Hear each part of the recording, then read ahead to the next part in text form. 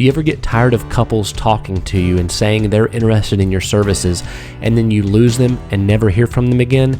I'm going to teach you how to keep them as a client and how to make more sales. Stay tuned.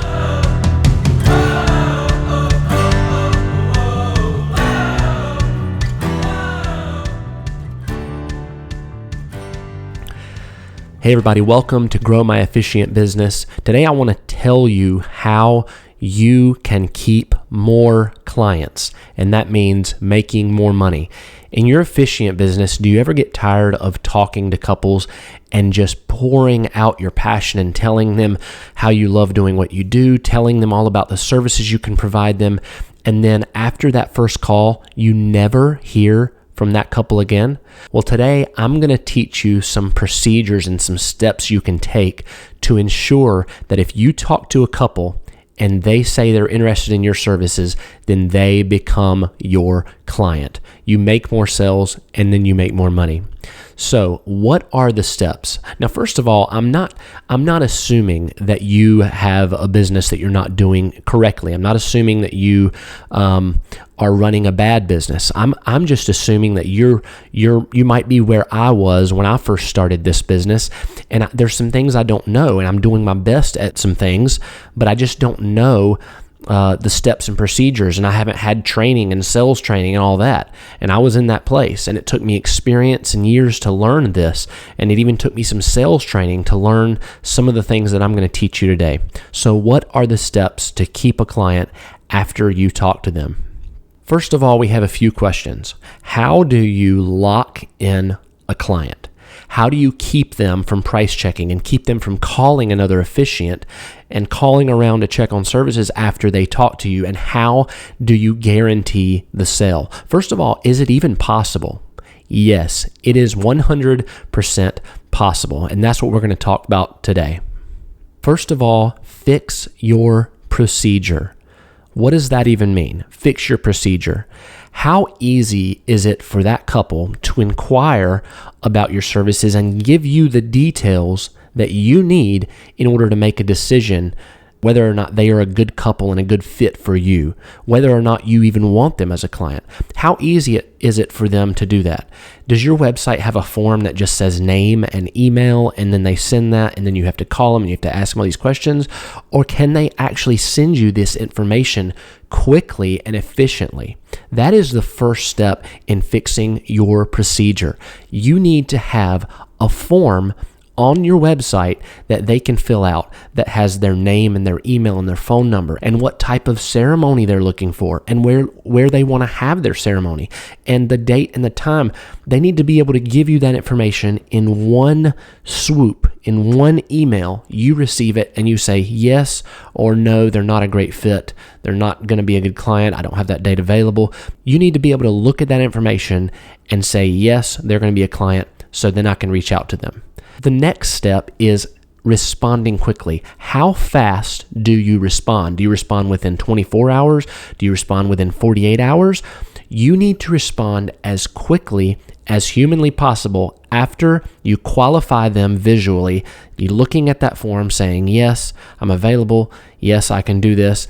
And then you need to call them as quickly as possible, within 5 or 10 minutes, if at all possible. Now, I understand if you're busy, but after you get busy, maybe you have it to where the form can come to your cell phone, it dings or it vibrates and you see it and you're like, okay, I got a customer. After I get done with this, I need to call them. So as quickly as humanly possible. And then as you build your business, you can actually hire a VA or a virtual assistant. You can go on Fiverr, you can find people that, you can pay $8 or $10 an hour, and they look at your queries, they look at your forms that come in, and then they respond to them so that you're getting them done quickly. The next thing is, what do you say? You're trying to fix this process. You're trying to fix this procedure. So it might not just be the form. It might be what you're saying or how you're saying it. So that's my question to you. What are you saying? When you get on the phone, are you telling your story? Are you pouring your heart out? Are you asking them a few questions? How are you saying it? Because this has a big impact on how they respond to you. My advice is when you get on the phone, you go over the form that they sent you, make sure the information, the date, all of that stuff is correct, and you immediately say yes or no, I don't have that date available.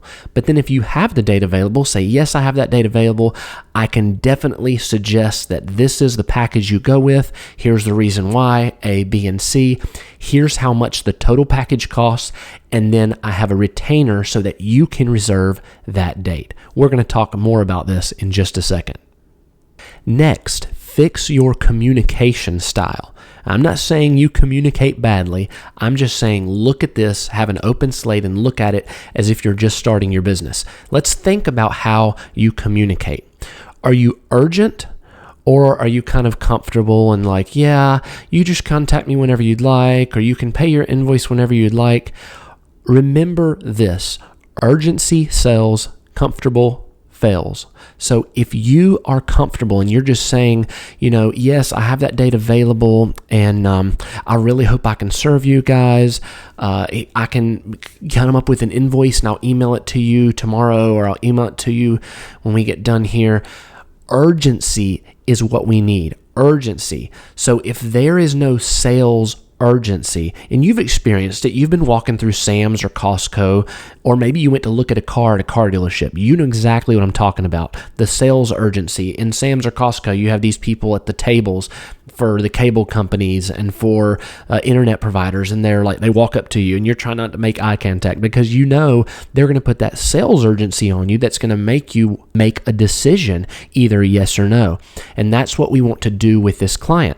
Now, we don't want to pressure them, but we do want to put some sales urgency on them and say, hey, I see all the information. Is this date correct? I do have that available, and I do not want you guys to lose it. I've got inquiries coming in all the time. So let's go ahead and book that and put it down in the calendar. So all I need is whatever your retainer is. I need $100 or $150 or a $300 retainer, whatever that might be. And here's how you can pay it. Let me go ahead and get a credit card, and I'll do it securely while we're on the phone. And you take care of the payment, or however you do it. But you need to take care of that as soon as possible and make it urgent. Inform them of how fast the dates fill up and that you don't want them to lose the date. So you're putting some pressure on them and making them make a decision to go with you right there while they're on the phone. Next, fix your payment system. Now, we've talked a little bit about this in the last Fix Your Communication Style, but now I really want to dive in. What does it mean to fix your payment system? If you can take a payment over the phone, do it. And I am here to tell you from experience, you can definitely take a payment over the phone. There are a lot of different tools and CRMs and financial institutions online that will let you take a payment over the phone, including PayPal for business. I'm going to put some in the description below. So look in the notes of this episode, look in the description, and I will share with you some tools that you can use for taking a payment over the phone. You need to set expectations. So when you get on the phone with the couple and you've already told them you need the retainer, let's go ahead and take that over the phone. Once you get done taking the retainer, and if you can't take a payment over the phone, that's okay. Email them a PayPal invoice while you're on the phone and say, hey, let me go ahead and let you take care of this. Okay, I see you took care of it. It is on the calendar so that there's no question they are your client and they have paid that retainer. But what I mean by setting expectations is after they pay the retainer, you need to go ahead and take care of the balance, talk about the balance. They don't have to pay it right there, but you need to talk about the balance and what the expectations are. So if you have a policy that they need to pay that at least 2 weeks ahead of the ceremony date, then they need to pay it then, and you need to tell them that. And you can go ahead and set a payment schedule up. A great tool for this is Honeybook, Honey book, BOOK.com. Honeybook you can actually use as a great CRM. You can keep track of your customers, the emails, the communications, and then the great part about it is you can do an invoice and you can set a payment schedule with that customer so it comes out automatically and you do not have to worry about it. Set those expectations so they know, and then everybody has peace of mind that this is already taken care of and there's no pressure in the future for you to reach out and try to collect that payment. Number 4, fix your timing. What in the world am I talking about? Fix your timing. Send them something immediately when you get done with the call. So from the beginning, from the fix your procedure part of this whole episode, you've been trying to impress this couple. You want to impress them every step of the way. You need to impress them during the attraction piece, during your ad, during the urgency piece when you're talking to them on the phone. Impress them with your knowledge. You need to impress them the whole way. So part of this impressing the couple is once you get done taking the retainer and you say, I can't wait to talk to you again next time, and then you hang up the phone, then you send them a questionnaire. A lot of people will send a contract, but I want to keep it a little less legal right this second because I just got off the phone with them, and I'm going to send them a nice questionnaire that goes over their love story.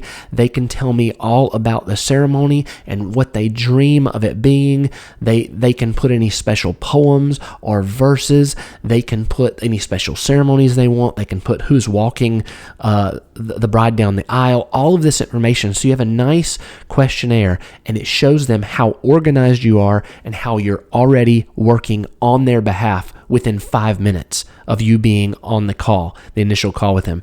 This will keep them from even thinking about searching or, hey, did we make a good decision? They'll know they made a good decision, and they'll fill out the questionnaire, and then you have them as a client 150%. The key is you start working on their behalf as soon as you talk to them on the phone. That's why you say, hey, I don't want you to lose this date. You're working on their behalf. This impresses them.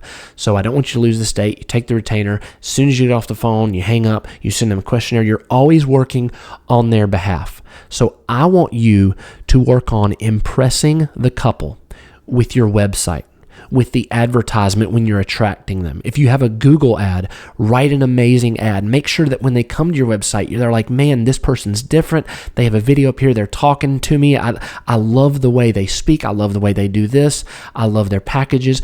Impress them. And then when you get on the phone, you impress them because you're urgent and you say, I don't want you to lose this date. Then you impress them by sending them a questionnaire.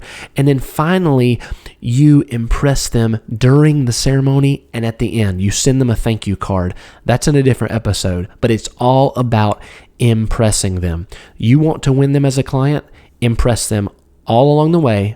Stick in some urgency so you have attraction. That's your first impression. Urgency all along the way. Fix your procedure, fix your communication, fix your payment, and fix your timing. And I guarantee you'll start winning more customers and keeping more customers and then pleasing more customers along the way. If you've liked this episode, please subscribe, leave a comment, hit the bell. I can't wait to talk to you again next time. Visit the website, growmyofficiantbusiness.com. See you soon.